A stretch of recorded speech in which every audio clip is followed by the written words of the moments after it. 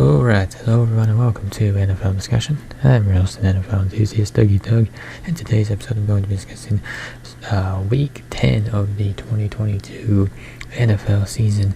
So this was an action-packed week of football that also provided perhaps the NFL game of the year between the Buffalo Bills and the Minnesota Vikings. Really, it's just an all-around great game. Great players shined and made great plays. We definitely will be talking about that game, both teams as well.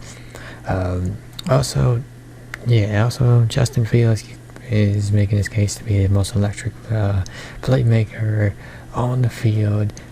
Chiefs continue to roll on, especially with Kadarius Toney getting more acclimated into the offense, and also the Raiders. Well, just when you thought they were at rock bottom, they, I guess they aren't quite at rock bottom, as they hit a new low with their loss to the Colts. And with that, we're going to get right into the action, starting with the Vikings getting their statement win. So after storming back in the second half to knock off the Bills in overtime in Buffalo, the Vikings have that statement victory, that signature victory, if you will. And while yes, this team still has some issues to work out, taking out the Bills for their 7th straight victory cements their status as a force to be reckoned with.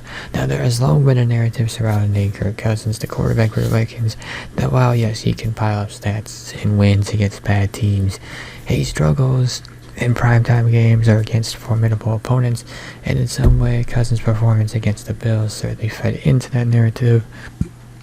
He did throw for 357 yards, yes, but he completed just 60% of his passes, posted a passer rating of 71.8%, and threw a pair of interceptions. But as has been the case this season, while one Viking player might struggle, another Viking player struggles, another one steps up. This is really, I think this is what makes the Vikings a complete team, is that yes, you have individuals making plays, but ultimately they get that win as a team. And on Sunday, it was Cousins' top 2 weapons who helped pick up the slack on offense. Dalvin Cook was outstanding against one of the best run defenses in the league. Yeah, he only had 14 carries, but he piled up 119 yards doing so, including 81 of those yards on one play. He also added 27 yards on 3 catches. As good as Cook was against the Bills, Justin Jefferson, probably the MVP of the game right there. I mean, he had an awesome performance all around, and all he really did against the Bills defense, allowing just over 210 passing yards a game, was amassed 193 by himself. That career best in yardage came on just 10 receptions, one of which was the catch of the year in the NFL. I mean, really, that is a 1 in a million type catch right there. Like, there is just no way to replicate that, and it speaks to his value of the offense too. Without Justin Jefferson, do the Vikings even win this game? Who knows?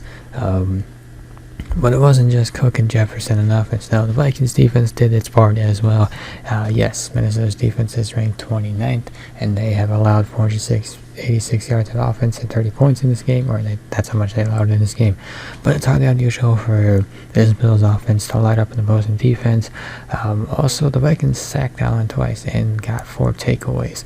That's the Minnesota defense in a nutshell. All season, they've allowed a lot of yards, yes, but they rank in the top 5 of the league in points allowed, and are tied with the Eagles for most takeaways in the NFL, and ranked 10th in the NFL in terms of sacks.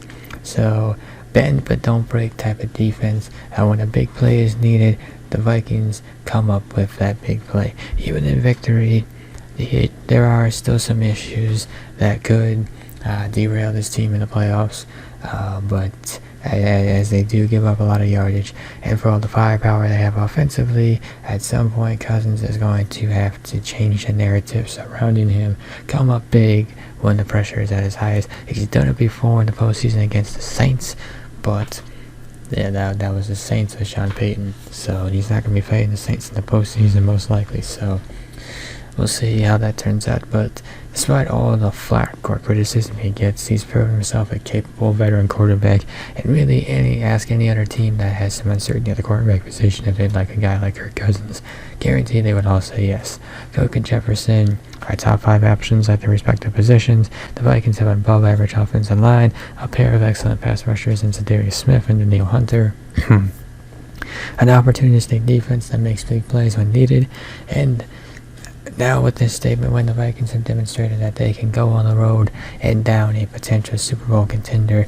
So, in case you are wondering, yes, the 2022 Vikings are for real, and if you underestimate them, you do so at your own peril. Bills. In this loss, the reckless nature of Josh Allen was certainly highlighted.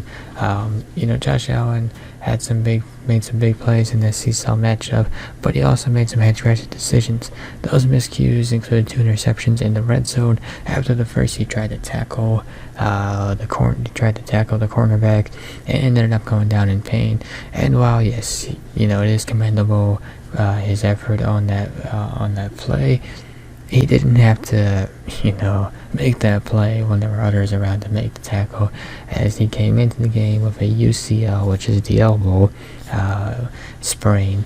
His competitive nature put him at risk for another injury, and if you shift the focus over to his turnovers, though, he's now thrown 2 interceptions in each of the past 3 games, 4 of those in the red zone. And while the Bills have benefited from the single colors all-in mentality, they need him to make better judgment calls in critical situations. Buffalo relies heavily on Allen with a pass-every attack, ranked 7th in the pass attempts before Sunday's game, and with that much responsibility on his arm, he's got to be more careful with the ball and not turn it over at such a high rate and expect to beat top tier teams. Buffalo's now lost consecutive outings as a result, as the Vikings made Allen pay for his mistakes, scoring a touchdown on the drive after his first interception, and then sealing the victory by picking him off in overtime. So ultimately, yeah, it's a bit of a setback for the Bills. They're now 3rd place in the AFC East, but it's not all doom and gloom per se. This is not really a downward turn. They've hit a bump in the road, but I still believe in this football team. I still think they're a good football team, and I think they'll be just fine. I think they got some things to work out offensively, but I think this team will be okay. First-time head coach Jeff Saturday and the Colts and Bears the Raiders in their own stadium. So yes, the Colts drew widespread criticism for the decision to replace former head coach Frank Reich with Jeff Saturday, who hasn't coached on the collegiate or pro level. And honestly, I never understood any of the criticism. He's just the interim coach. He's not hired to be the permanent head coach. He couldn't be hired to be the permanent head coach anyway, because there's a whole procedure that goes through that.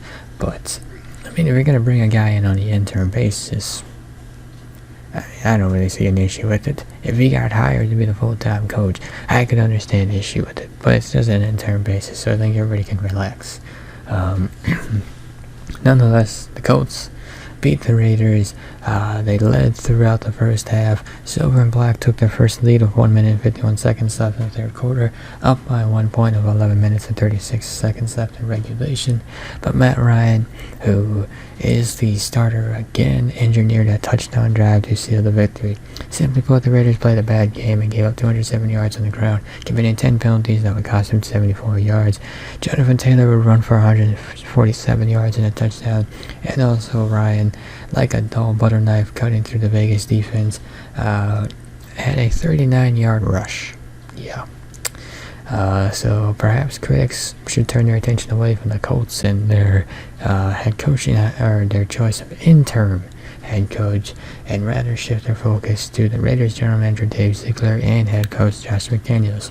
So Ziegler and McDaniels took over a 10-17 that went to the 2021 playoffs, and certainly came into the season with a lot of promise and a lot of talent, and all they really did with that roster was just had Devontae Adams and Chandler Jones. And at this point in the season, all they have to show for it is a 2-7 record. Though Darren Waller and Hunter Renfrow have dealt with injuries and are now on IR, Derek Carr, Adams, Josh Jacobs, Max Crosby are still around.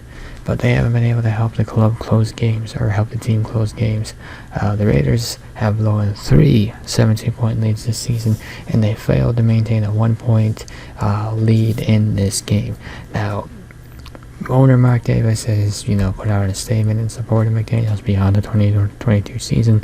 But Jim Irsay said the same thing about Frank Reich. He said he supported Frank Reich, he was going to fire him, and then his tune changed after that loss to the Patriots. So while yes, Mark Davis might be publicly backing Josh McDaniels, behind closed doors is probably an entirely different story, and perhaps Davis might have to make a decision in regards to the job status of Josh McDaniels. His team looked like a complete joke following this game right here, and honestly, I would understand Josh McDaniels being one and done. Now, normally I'm not a fan of coaches being one and done, but when it comes to a team like the Raiders, I think it comes in, or if a coach is going to be fired after one season, I think it depends on what did they inherit, what did they come into. You look at a team like the Raiders. This was a team that that had a winning season with their interim, to close out their season with their interim coach, winning season, making the postseason.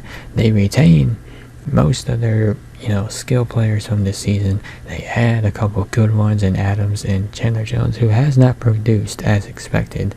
So, yeah, sure, you can blame injuries, but ultimate expectations were for this team to be contenders. They're not contenders, they're pretenders. So if Josh McDaniels got fired after one season, that would be understandable, as he simply just did not perform up to the expectations of the job he was inheriting. But we'll see. We'll see what this loss does, and if it does anything in regards to his job status. And then for Sunday Night Football, 49ers, Jimmy Garoppolo completed 19 of 28 passes for 240 yards, adding 3 yards and a touchdown on 5 carries. So the 49ers had focused their efforts primarily on the run as they battled the beaten-down Chargers front 7, who at one point in the game were down to just 3 healthy defensive linemen because 2 of their D linemen got injured in the game. Jimmy G's best throws all went to the electric youngster Brandon Ayuk, who in this game was Garoppolo's preferred option on 3rd down for, Ayuk, Juwan Jenkins, and Christian McCaffrey would combine for 19 targets on 28 of Garoppolo's passing attempts. And what did you know? He completed all his passes to him. George Kittle largely confined to blocking duties in this game, and Deebo Samuel was splitting time between wide receiver and running back. This was a much-needed win for the 49ers, and it brings them within a half a game of the division-leading Seahawks, as the team will now next face off against the Cardinals Week 11 in Mexico City. So the number 1 defense wins the game on an evening that was supposed to be the unveiling of a healthy and restocked Niners offense. It was instead the number 1 ranked San Francisco defense that stood out, and they should get their credit for their part in this victory in the game. With the game on the line, Nick Bosa and company would lead the way to victory.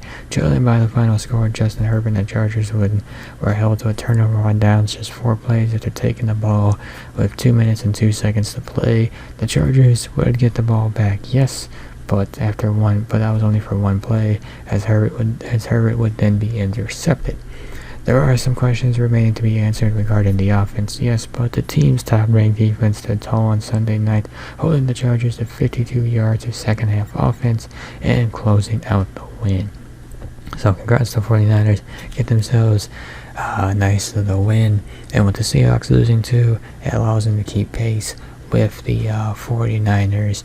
It looks like the Rams season might be over, though. Looking at the rest of the division, I saw Cooper Kupp went down with an ankle injury. Early reports seem to say it's not an overly serious injury, but there's going to be more testing to be done to see just exactly what it is. And ultimately, if it is an injury that requires Kupp to miss game time, then yeah, Rams season is probably over at that point. And with that, we'll go ahead and wrap up this episode of NFL Discussion. If you enjoyed this episode, be sure to hit that like button down below.